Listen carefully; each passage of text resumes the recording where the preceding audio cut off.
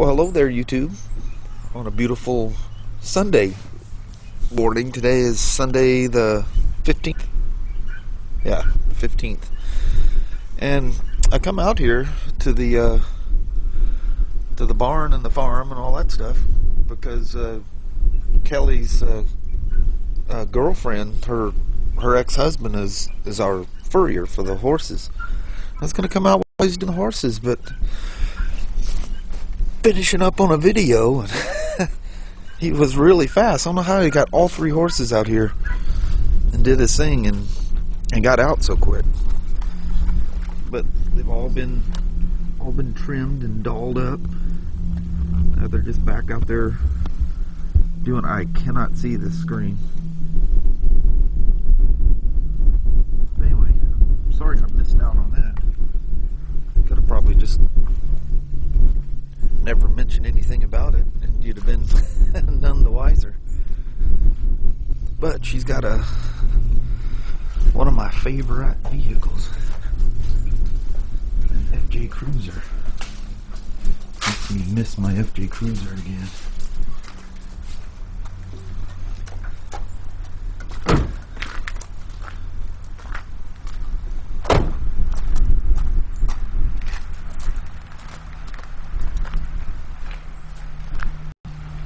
I don't know if you guys know anything about these things, but they are phenomenal vehicles.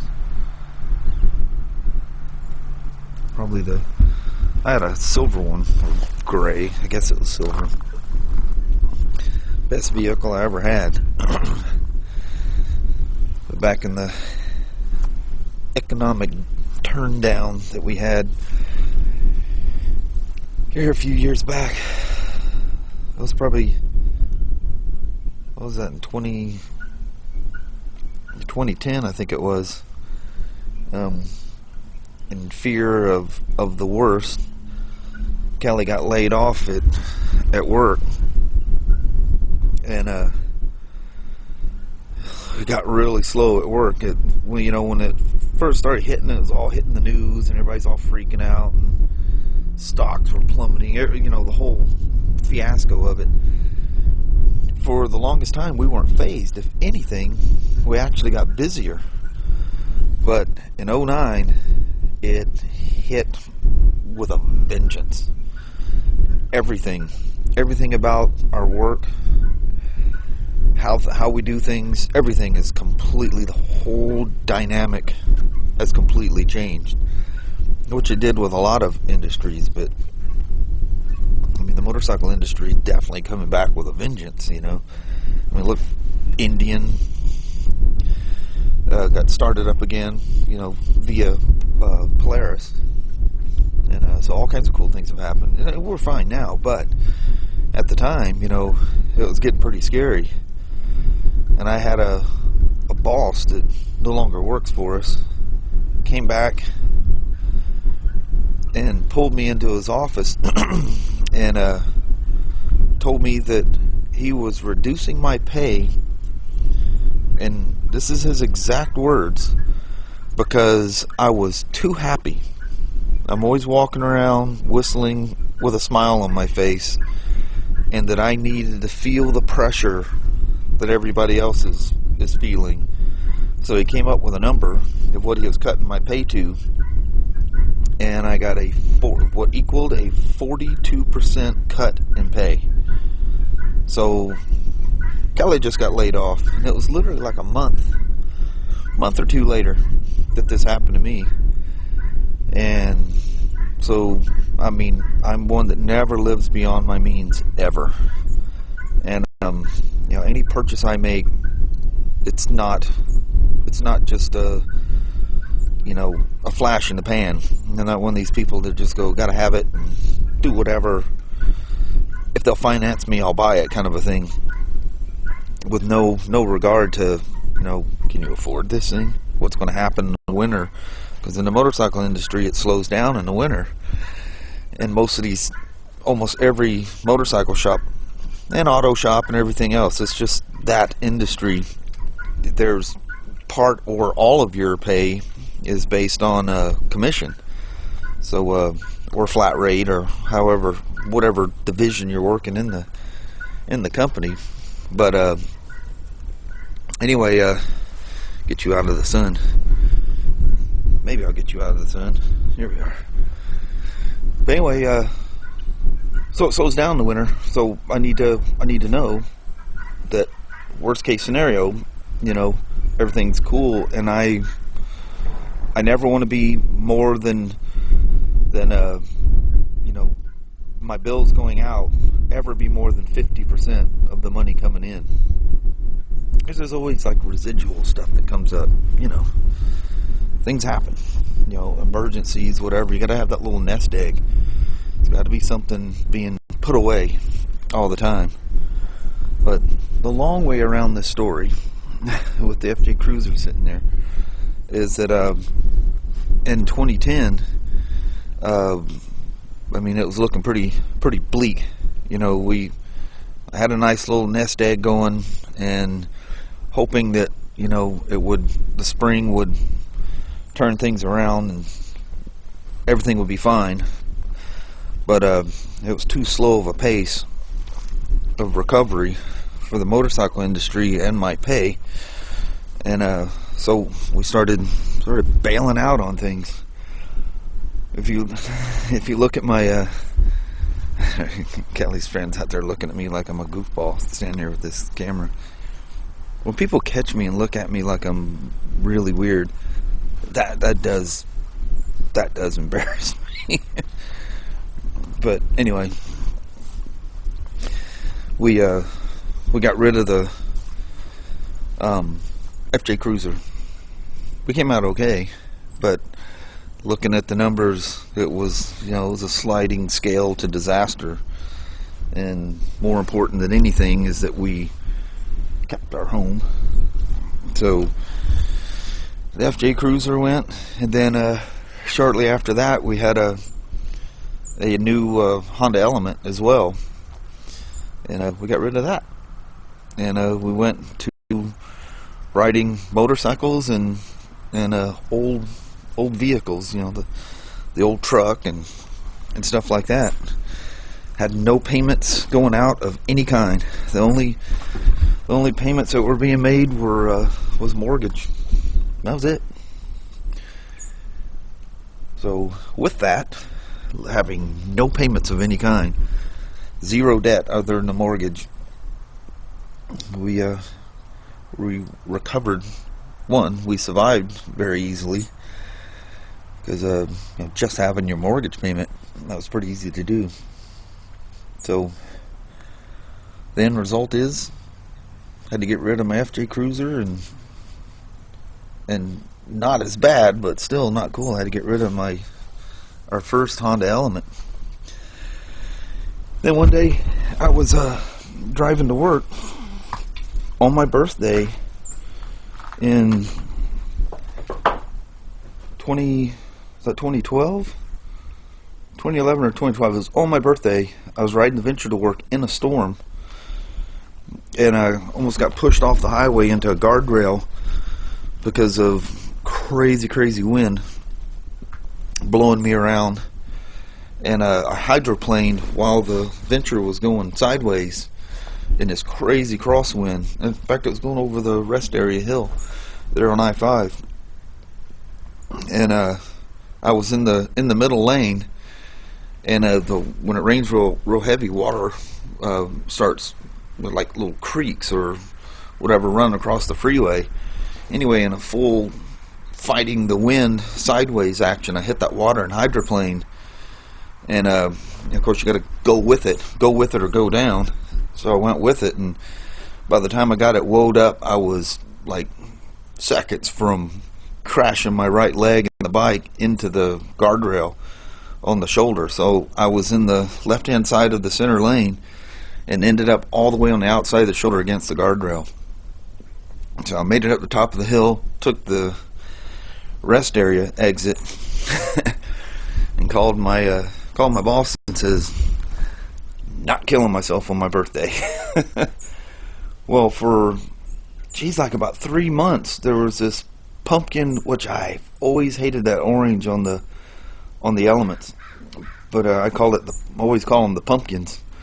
So there was this pumpkin Element sitting down at one of our stores, Decana Toyota, that you go around as you take the exit into Longview. I was working at the Longview store at the time, and I drive by there, and the price was literally the next day when I go to work. The price was knocked down $5,000. I'm like, what? They had it at $18,888, and I drove by and it was $13,888. And called them up and says, I want to come take that thing for a test ride. And I asked them the mileage and stuff like that, and I said, why the big reduction? It says, in a year we got to move them. It's been here too long. And I'm thinking, yeah, I've been driving.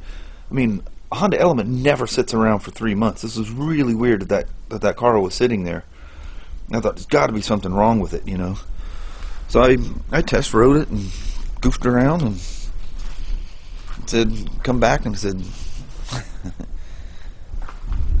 Kelly and I'm up there. She's so busy talking to her girlfriend she don't even see me out here. Anyway, I said, I'll take it. So got a hold of the credit union. They said okie dokie, and I had no debts other than my mortgage, so easily got the loan at a good rate, and that's the pumpkin we're still driving. It's got just shy of 200,000 on it. I think it's at 196 or something. We put a lot of miles on cars. You figure, well, with Kelly working at the Longview store and me working at the Vancouver store in the wintertime, we'll put, it's about 750 miles a week, and taking her to the Longview store, but she has, we're probably 800, 825, somewhere. I haven't calculated it out, because that adds almost 20 miles a day going into, coming off the freeway and going into Longview. So, anyway, a lot of miles. I have to change the oil every 6 weeks in it. We reached the 5,000 mile mark about every 6 weeks. It's a wonder I haven't worn the drain plugs out on that thing. And the FJ Cruiser, Kelly got laid off a year and a half after we bought it. It was an '08 model. We bought it as soon as it was January of '08, so it'd probably been out for a little bit. They always come out with them early. And so we bought that in January of '08. She got laid off in, I want to say it was June of '09. Then the only time we ever drove it is if the weather was nice, and we drove it on a Friday. It was like our little treat to drive it. So when she got laid off a year and a half later, it had like 8,000 or 9,000 miles on it. That's how little we drove it. It was like it was my pride and joy. Kelly loved it, but she was afraid to drive it because they're a little hard to see out of, changing lanes and backing up and stuff. And she's like the Iron 883. It's the easiest motorcycle in the world to ride. Always get, literally probably 5 to 10 emails a week asking, would that make a good beginner's bike? Hell yeah. You don't have to be a beginner to buy an Iron 883. It's not a rookie's bike, by no means, but they're so easy to ride, and the gearing's so low. A guy learning the clutch on an Iron, you can just be sitting there idle and just let go, and it jump, it'll take off. It's like a tractor. But anyway, she won't ride it for the same reason she would hardly ever drive the FJ Cruiser, because she goes, that's your pride and joy. She goes, I'm afraid I'd do something to hurt it. And I go, you're not going to hurt it. You're not going to run into anything. She just wouldn't drive it. It was really a rare occasion that she would drive it. So I got no miles on it. But when she got laid off, didn't want to leave her with the old Toyota to drive around. So, I'd leave her with the Element, and I started driving the FJ Cruiser. And in I want to say it was sometime in 2010. I want to say it was like the fall of 2010. When I realized this ain't gonna work. I'm gonna have to get rid of it. It had just about 100,000 miles on it. So driving that thing for a year back and forth to Vancouver, it adds up crazy fast. Went through yeah, I was almost through the second set of tires on it. It's nuts. It's amazing how fast the miles add up when you drive that kind of distance. And if you wonder what the crazy sound is out there, that's the guinea fowl. One, they always make a noise, and if anything comes up that they deem a threat, they're like a guard dog. They go off. There's 4 of them that we have out there. They're given to us. Looks like there's 2 males, 2 females. Oh, sorry about the hand. I was playing with the zoom. But anyway, I deeply, when that thing sold, and the guy, I was so upset when it sold, and I knew I had to do it, and I just kept, Kelly's going, you just got to be strong, you got to let this thing go, you know, because trying to hold on to this thing, it's just too risky. You know, we're risking everything, you know. But it's crazy, you know, I was so close to, I think at the time, I think I was, yeah, I think I bought it with I was paying really high payments on it, which is what I like to do. I like to make, you know, best interest short term and to get paid off real quick. So I think I did it on a 4-year note. So I think the payments on this thing was almost $700 a month. And at that point I realized I made a mistake. And I think I talk about that with motorcycles, because like the credit union, when I buy something, I try to maximum of 3 years. But, you know, I got to make sure my ratio's correct, you know, what my outgoing payments are and what I'm, just make sure you're still recording there, and what I'm making. But anyway, when the guy came to pick the thing up, I literally couldn't go out there and do it. Kelly went out to the guy and did the deal. So there was you know, basically, you know, he paid off the loan, paid us a little bit, and drove away. But I was in my bedroom and I can see what's coming up and down kind of through the trees in the tree farm. I'll never forget looking out. I told myself I wouldn't look, but I looked out the window and seen the back of my FJ going down our dirt road. And I was really upset. I really, really love that vehicle. And now they're gone. I mean, 2014 was the last year. Toyota canceled it. But they're still out there, you know, still good used deals. I really want to get the, and I will eventually. You know, because you can always find a low mileage one that, you know, somebody doesn't. And most people don't take these things off road, and I very seldom took mine off road. I only took it off road in the dry. And so I was one of those guys. And it had the street tires on it, or the whatever they were called. You know, you can go off road with them, but they were mostly street tires. And the first set and the second set were literally the same tires. And I forget what the brands were. I think they're Dunlops or something, but I just didn't. I'm not one that I want to be crawling underneath there, cleaning the mud out. I don't like going rodding. If I was going to do that, I would do like my kid does, and he buys old Toyotas, fixes the things up, and goes 4x4 in those. You don't want your daily driver, your pride and joy, to go out there beating in the brush. But one of the things I loved about it was it's like urban assault kind of a thing. No matter what happened, I mean, these things they'll go through the deepest water. It's crazy. We'd go out in the mountains up there and go through these crazy creek crossings. It's nuts. But in the dry. But anyway, the 2014, the all-white 2014 6-speed manual. That's the one I want to get. And I almost bought one. And what was that? That was late. The best 1A. I even sent you a picture if you're watching this. Almost bought it. Went in there. The deal was done.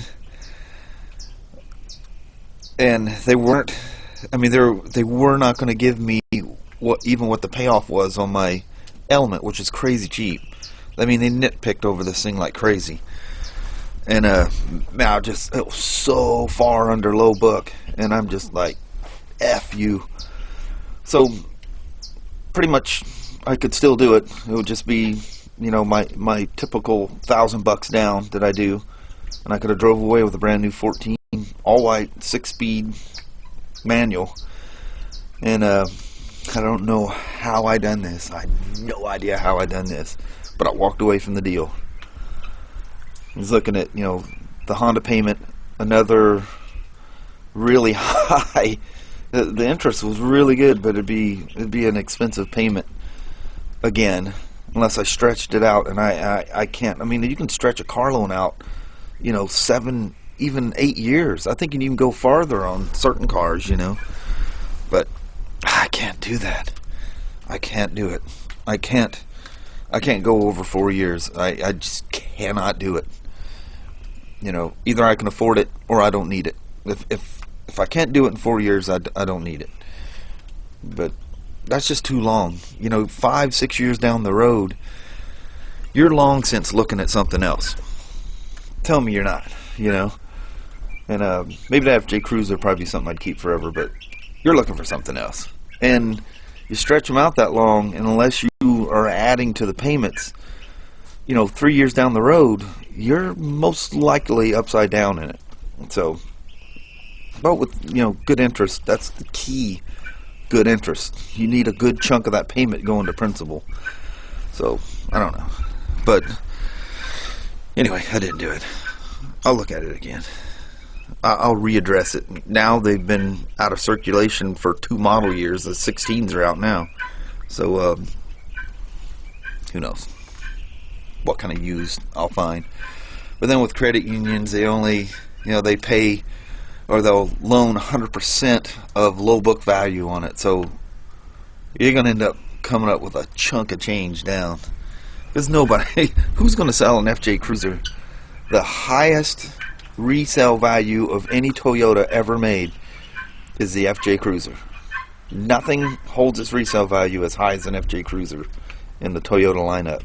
And actually it ranks really high among all vehicles. You know, I'm not talking about, you know, Ferraris and classics and stuff like that. I'm talking about, you know, basically Japanese American cars, but in current era. I'm not talking about classics and old, you know what I mean. But anyway, there's my FJ Cruiser story. There's my vlog for the day. A failed furrier video of him working on our horses, and me talking about a FJ Cruiser. There's my Sunday vlog. You guys are probably going, God, you've talked about this on your vlogs. Why are you talking about it again? It's me. But I've only touched on it in vlogs. And to be honest with you, I don't think I've ever even posted that where I do talk about it. But anyway, one of them guinea fowls, I think, just went up. It did. It's all the way up in the roof of this thing. How the hell, what's he even holding on to? Oh, there's a bar going across there. I don't know if I can even get him to where you can see him. But he's in there. Do you see his little head sticking up? I didn't know that bar was going across there. Made a bunch of noise doing that. Anyway, that's gonna be it. I appreciate you guys hanging out, watching and listening to one of my weird stories as the sun is starting to come out once again. Look at that, isn't that beautiful? If it keeps this up and it doesn't rain anymore, I'm taking the iron for a ride. You may get a motovlog out of this day, but this will be my vlog for the day otherwise. And again, I appreciate you guys watching and listening to me ramble on about stupid things.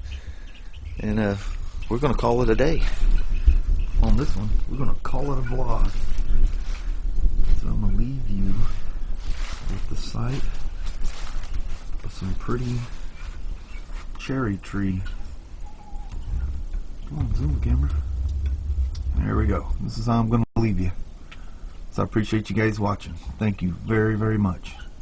Have a wonderful day now. Bye-bye.